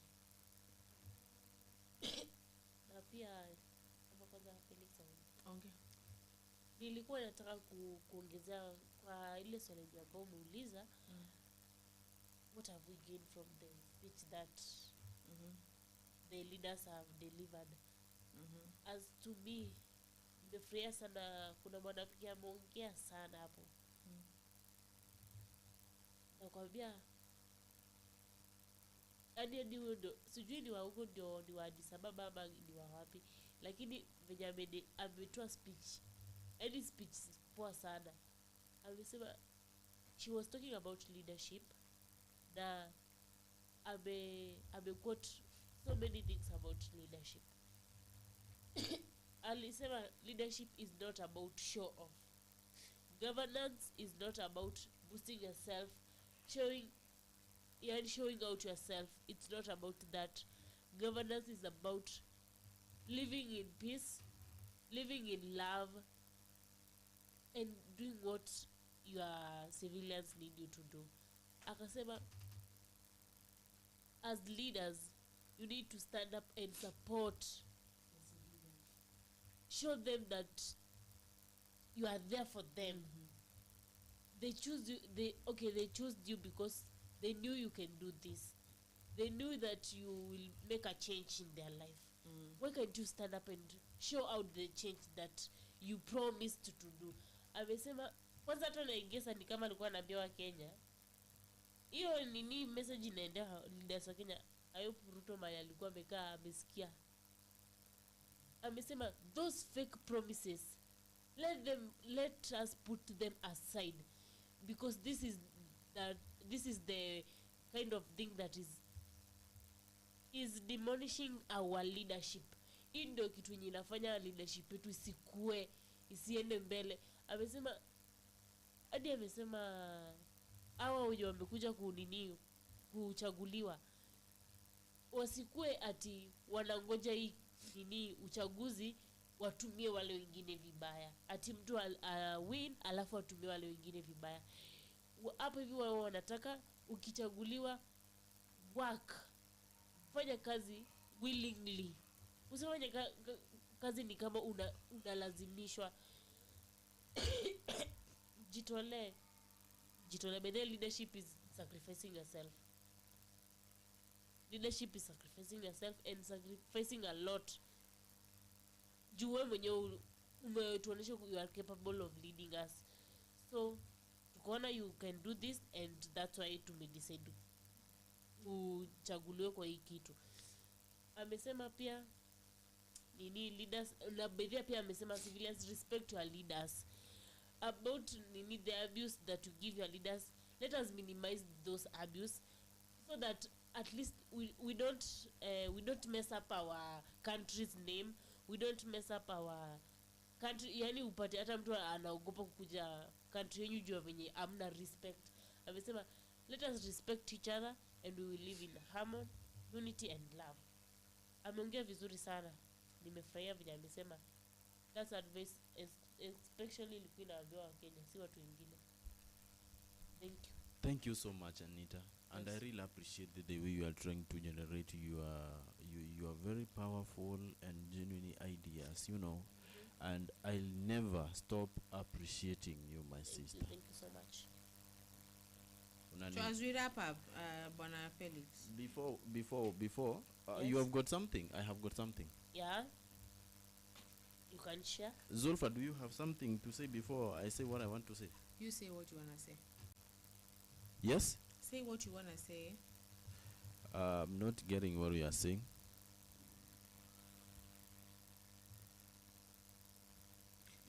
Say what you want to say. You're free to say. Say what you want to say, Felix. Kwani umerudia sana ama ni kwa sababu unaniangalia ni kama usikii tunasema. No. Inabidi nikaribie hivi mic unisikie. It seems like you are away from your microphone though. So Anita, Yes. I was trying to say Yes. that your message is very powerful. Guys, I want you to Zulfa, did you see that speech that President Ruto gave when he was trying to talk to people, right in Ethiopia? At Addis Ababa? At Addis Ababa. Yes. What do you want to say about it, Felix? Before I say about it, did you watch it? Yes, I did. But I think you have something that you want to say. So say. I was amused with the speech. It was a really beautiful Will speech. you mind if I share with the audience? Please share that speech. I like the way that guy spoke. In fact, I never knew that. Anyway, I wish we could hope for the best for him. Because if this is the kind of president we will have, then we have to appreciate, despite the challenges we are undergoing. Let me show you. Number one, I want to show you.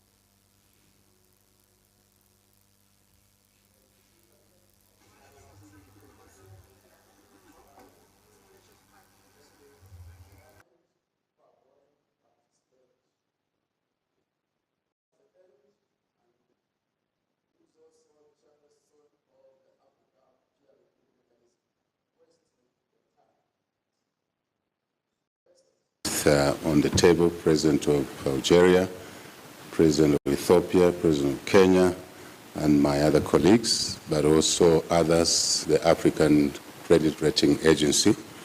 I do remember standing here and deliberated on a number of issues, but that helps to redress this imbalance that has been going on. We moved on to Paris later in the year, and we had a specific session there and walk the talk that we will realize the long-term capital, but talk about short-term capital. It's crippling. Things are equal, ceteris paribus, other things being equal, and that variable called the cost of capital is too high. Compare that project on our continent with other. It is clear that one of the, I think we need to deal with it. African Credit Rating Agency is correct. So we're going to address that. Global credit rating agencies have let us down. They continue to rely on very flawed models and outdated assumptions.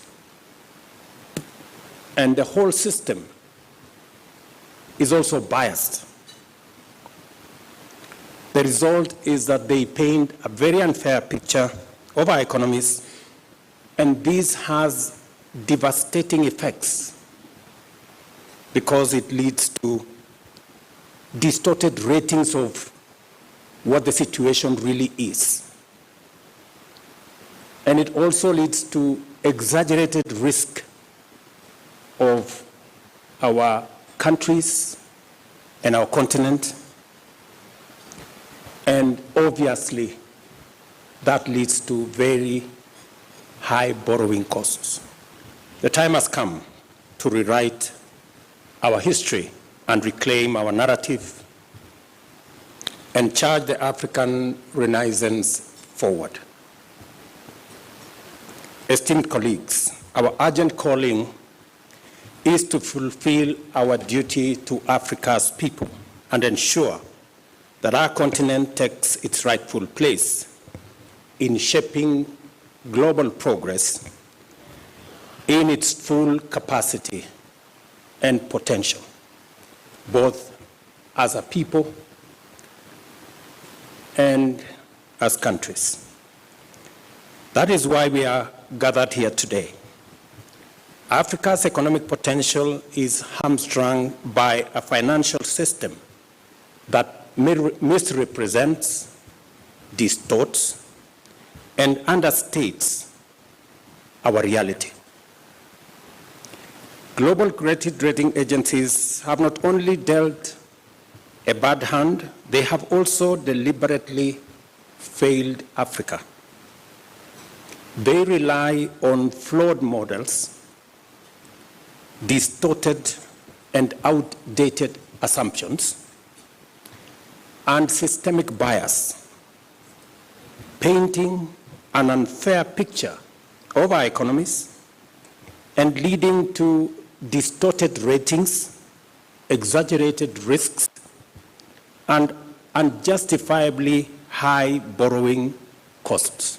In a continent abundant with natural wealth, vast arable land, billions in diaspora remittances, and the world's largest carbon sinks, credit rating agencies have delivered 94% of all downgrades in the past decade, while arbitrarily designating only 2 African nations as investment grade. We must be bold and call this for what it is: a financial straitjacket imposed on Africa. A system that punishes our economies while rewarding others, even when the fundamentals are comparable, in some cases even better. Excellencies, the foundations of global finance are supposed to be anchored on principles of fairness, transparency, and merit. Yet, these principles are disregarded when it applies to Africa. Africa will no longer accept to be misjudged by scales that overlook our reality. The winds of change are blowing, and our march forward is as unstoppable as it is relentless.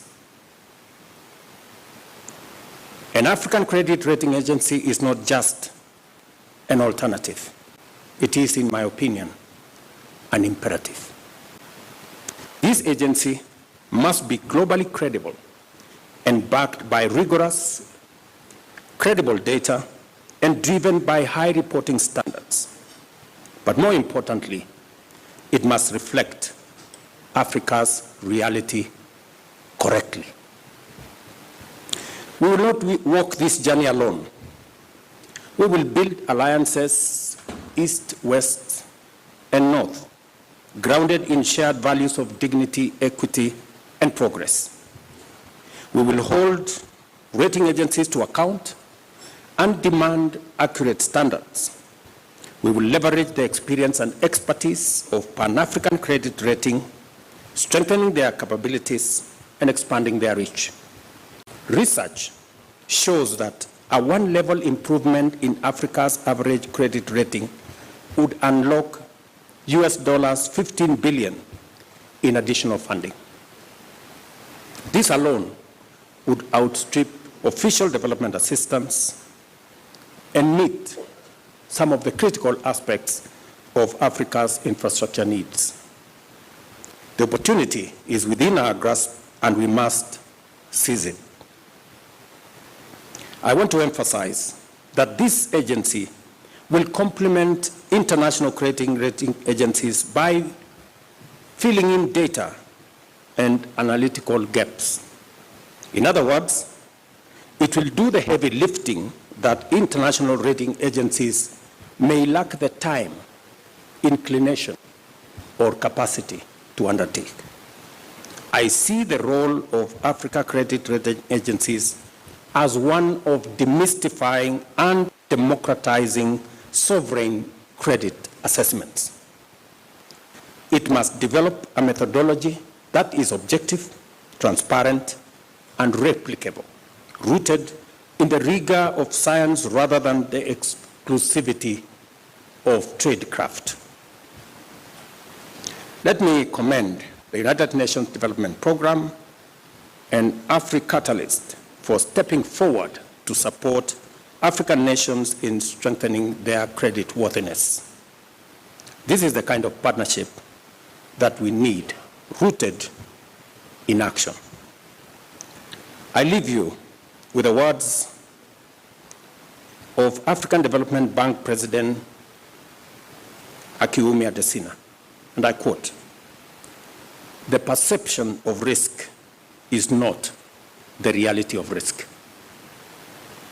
Wrong scales will always give wrong weights." End of quote. It is time for Africa to use the right scales, one that reflects its true weight. The African Credit Rating Agency will do just that. Thank you. Let's now take you back.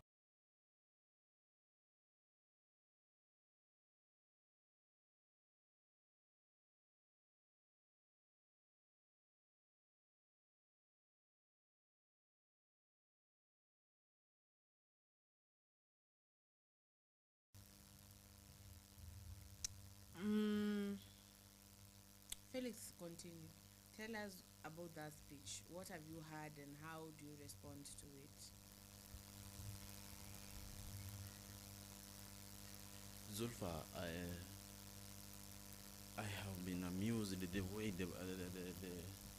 the president, our Kenyan president, has tried to address and the way he has conveyed his speech. You know, how do I wish that everything that he mentioned, he said, he just said there to be what should now start working. You understand? If that will be what will be working, then I really appreciate. And in fact, it will foster development. It will foster good relations. It will foster many things in the region. Right? And truly, I really like the way his level of determination was displayed before other presidents.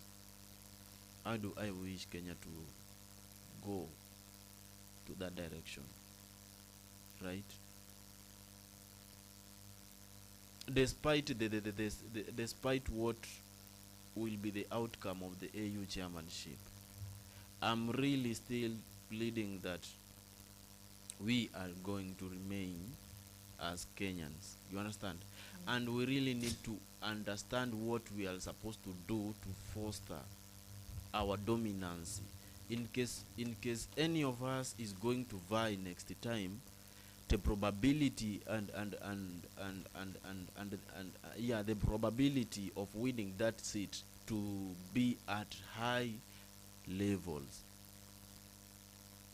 Do you have any question? Maybe you can question me concerning President Ruto's message. No, I could ask Anita the question. Anita. Yes, Zulfa. You've had Bwana Ruto's speech. Yes. As African now, so because it is bigger than Kenya. Yes. It is African. What can you say? And before you say, I'm going to read comments here. Kuna Ibrahim Oluichi anasema all the best to a man Raila, and then there's Olekile Linus ama Linus. Hi to you, Olekine. Continue. Well, Zulfa, I can say that the speech was wisely delivered by our president. That speech is very, very powerful. Bwana Ruto, hiyo speech amesema akiwa humbled. Yani unajua ile wimbo nyenyekea mbele za Bwana hata kuji. Sijaona Bwana Ruto akiwa in that situation, in that state, I mean. Bwana Ruto ameongea vizuri sana. I actually congratulate him. Hiyo speech yake ilikuwa poa, na I hope tu venye Felix amesema hizo vitu zenye bwana wetu Ruto, our dearly president, amesema.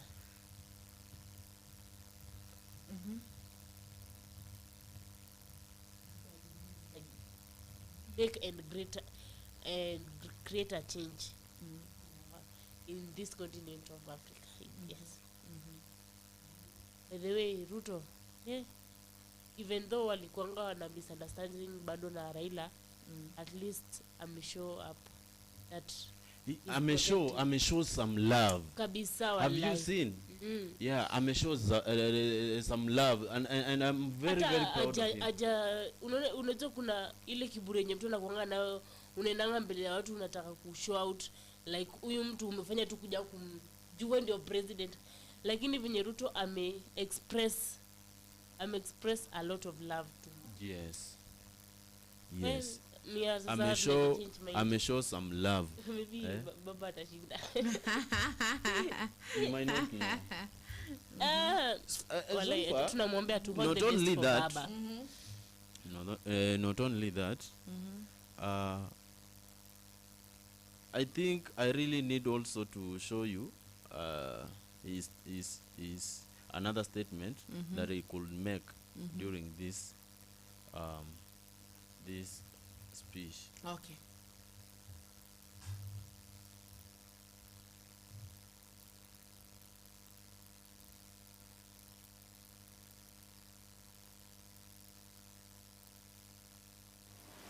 For Africa, United Nations Commission for Africa, ladies and gentlemen, the time has come to rewrite our history and reclaim our narrative and charge the African Renaissance forward.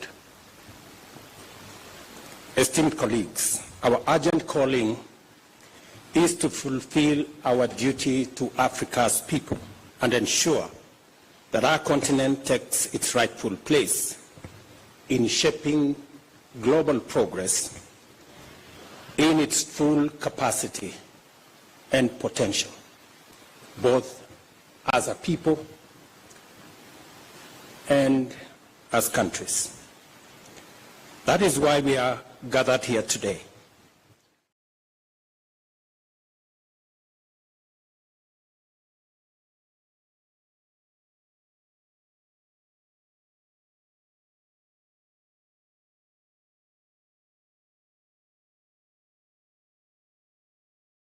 That you guys that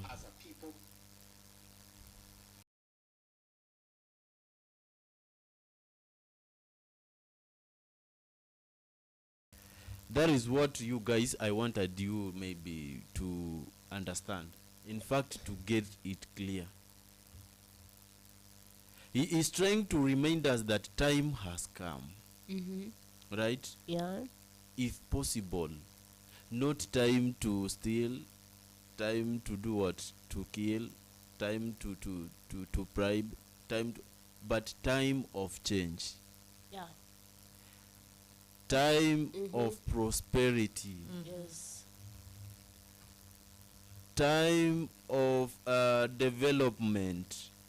Right? Yes, that's true. Now, how do I wish this could be the key words that could maybe guide even our own Kenyan leaders who are going to continue with in fact most leaders are not even trying to follow the right procedures of what they really need to do, they are supposed to do. Zulfa, unajua like most of the leaders wangekuwa wana follow some of the guidelines given through these speeches, be sure with me, and try to put them into practice. Yes? Yes. Atungekuwa tunaenda huko kwa street kucomplain atio and we really know we really don't need to. My sisters, I really have a question. What do you really think we need to have for our leaders to get our cries easily? Because some of them, if they could employ such a statement, yenye president amesema like, time has come. That short phrase, time has come. Time has come. Like seriously, if they could use it as a slogan, if they could use that phrase, that simple phrase as a slogan, do you really think that we can go to streets to strike and do what and what and I don't know what and what? Unajua kitu yenye inaua some of our leaders, they really have that interest to have a very very powerful and big car. They want to own many houses in the city or elsewhere. They want to own big business centers, business shops and I don't know what wholesales and in business offices. In short, they want to own what they never had before. So hapa ndo unakuja kupata like they have forgotten what they were supposed to do to the country. Nimetamani sana that speech President Ruto was trying to give when he was in Addis Ababa. It could be applied right here in Kenya so that leaders to take this issue seriously, that time has come. Which time? let us now try to make changes.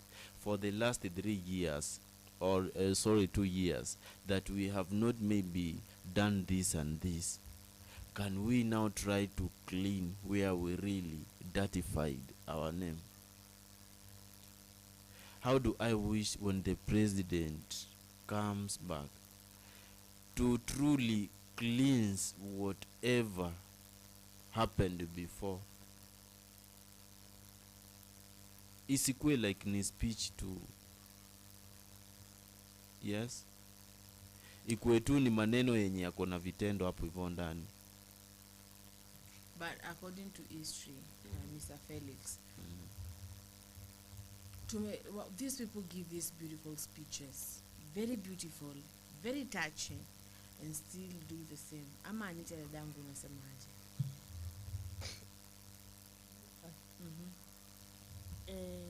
Bwana Ruto amesema this is the time to fulfill the promises that have been promised but they have not been fulfilled. Amejisemea yeye mwenyewe. But the assurance of the smile, the smile, at least it is an assurance that tuko na hope. Anita the smile. Mimi nimeona at least Bwana Ruto mimi nimeona uso yake hivi. Acha venye anaenda huku akiwa jukwaa amesimama na big promise ni kama ni unajua si nimeona. Nataka niwaulize kitu na mtu anipinge hapa nimuulize swali. Munaweza agree na mimi like of all the presidents we have ever had before President Ruto hakuna speech? Ati aje? Munaweza agree, will you agree with me, of all the presidents we ever had, President Ruto hakuna speech? Guy, you don't understand me? No. Then you really need to be keen. I am keen, but I don't get you. So you say I never agree kama akona speech. What does that mean? Yani, he has got a powerful message that can convince you. Even Kenyatta had a very powerful message. President Ruto hakuna speech. No. Let me ask you, uliwahi sikiza ile ilikuanga wapi? Remind me. Wapi? Remind me. Somebody to remind me, please. Wapi? It was a conference. United Nations. I think it was in United Nations. Do you remember the kind of speech he could give during that time? Okay, do you remember the speech he gave during that time when he was given a chance? I think he was addressing about something. I can't remember. To an extent, he was well appreciated. In fact, until even Kenyans we started maybe kujibeba, kujipiga kifua kidogo. Just before these simple issues. Unaambiwa he received standing ovation. Yes? He received standing ovation. Na Ngetich. Yeah, I remember. Let me tell you the truth. Tuweke hii mambo ingine yenye maybe wamekuja kufanya hivi juzi. Right? This guy confirmed how intelligent he is. He even convinced those people. There was a program, only like nimesahau due to many tasks that we always commit ourselves on. He convinced those people about something. Please, if someone who is watching me outside there, will you maybe remind me? Anyway, you can continue. Nikikumbuka niwafanye muelewa. Juu sitaki kuongea kitu nina guess which haiwezi kuwa vizuri. Right? We really need to say what we are sure of. So this guy gave a very powerful speech that could convince many nations. Only that I have to remember the topic so that I can make you understand better. President Ruto is very intelligent. Only And I'm still insisting only, I guess, those people who are around him. Anyway. Doing what? Ati? Those people Mbona who nataka are- kuruka uniume? Mimi Anita sijaongea vibaya. You have said Ruto is very intelligent, but only those who are what? Yeah, I'm saying, if we can take this serious, those people around him are the one who are contributing to bring him down. Zulfa, tell Felix that President Ruto is over-promising and not delivering the promises he does. Not fulfill anything the speech of Ruto was. Ebu Zulfa, wewe ndio umeambiwa uniambie, so nisomee message. Felix, that President Ruto is over-promising and not delivering. The promises he has done, the promises he does not fulfilling anything. The speech of Ruto was at Ace Air. Anakwambia speech South Africa. ilikuwa South Africa na anaongeaga tu na hafanyi chochote. Sawa Peter, nimekusikiza, but anyway, I wish then Kenyan leaders could apply maybe that message he was trying to deliver there. Unajua like hiyo message inaenda isaidiane huko, lakini hapa isisaidiane sababu those people could maybe they can decide to follow that message, they can use that message wisely. Okay, so Ante, I'm gonna give you a chance to say something, sawa, and then I'm gonna give Felix a chance to say something, and we're gonna wrap up. Then we join hapa saa 10. Is it saa 10? Yes, saa 10 to saa 12.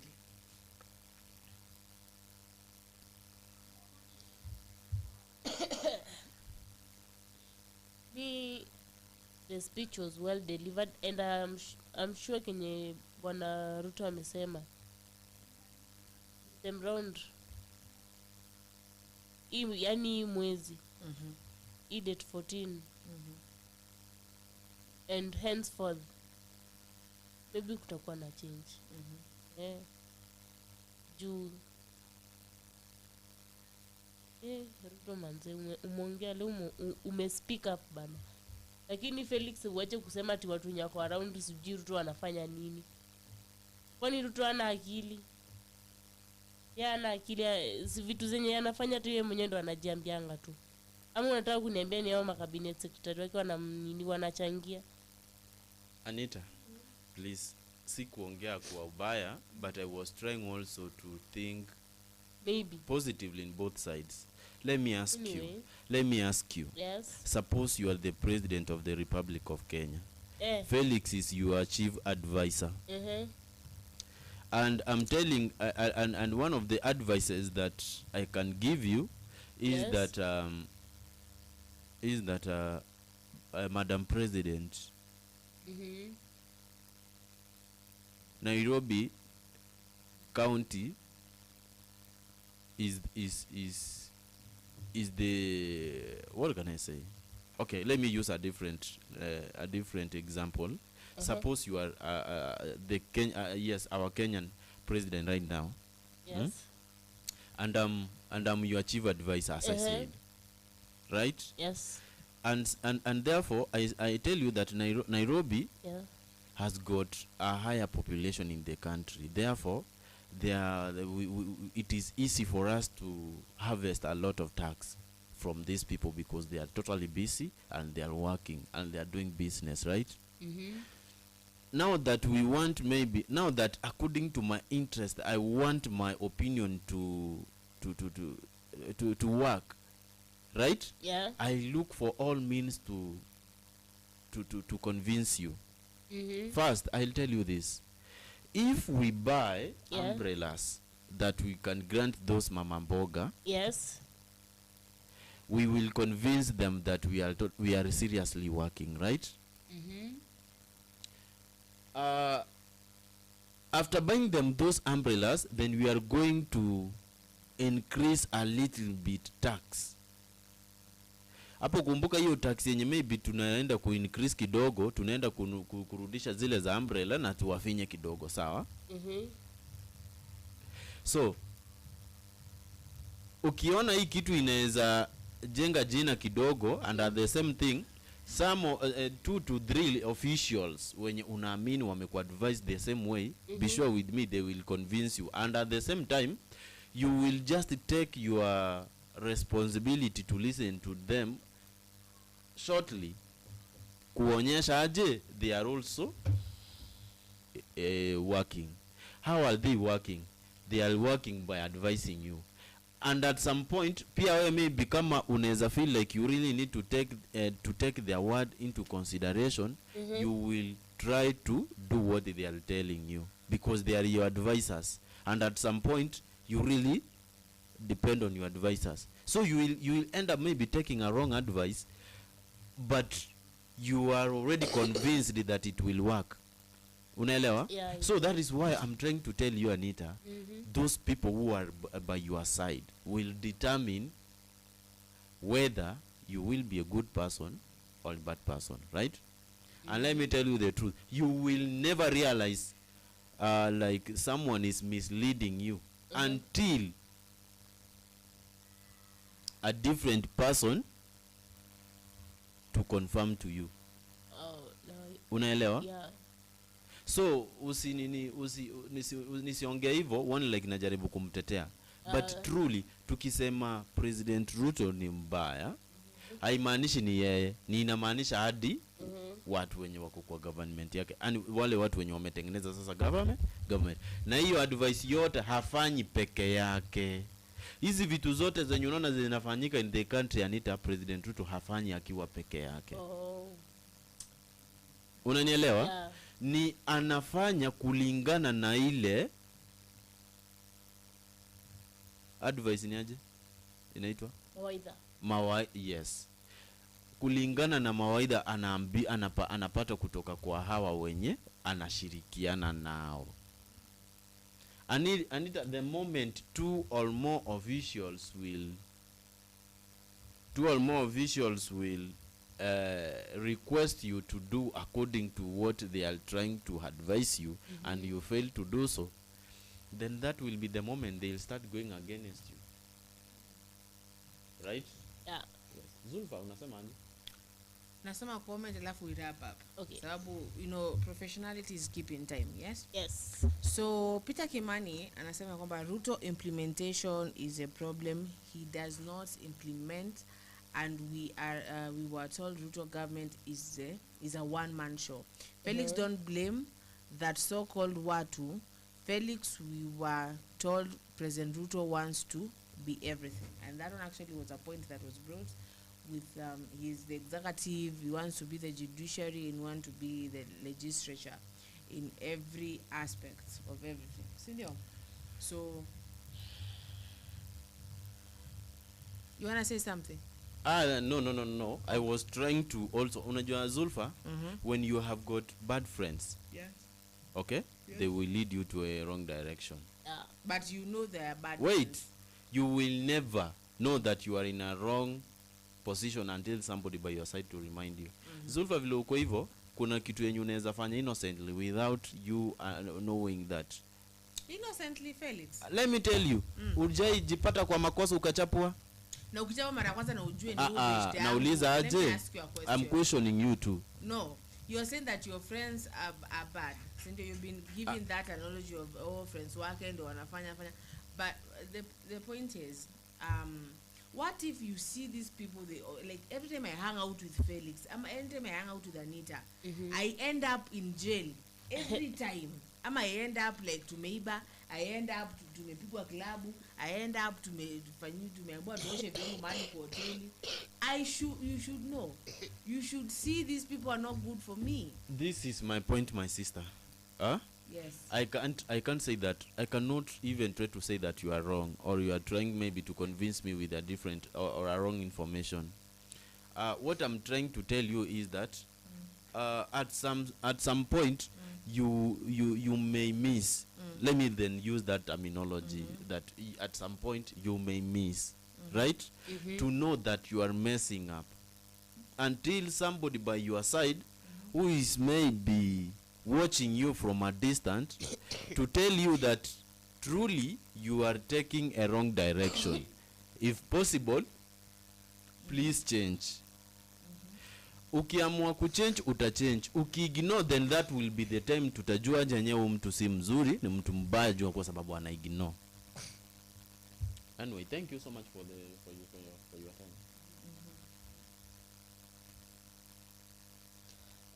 Thank you, Zulfa. My name is Anita Mutindi.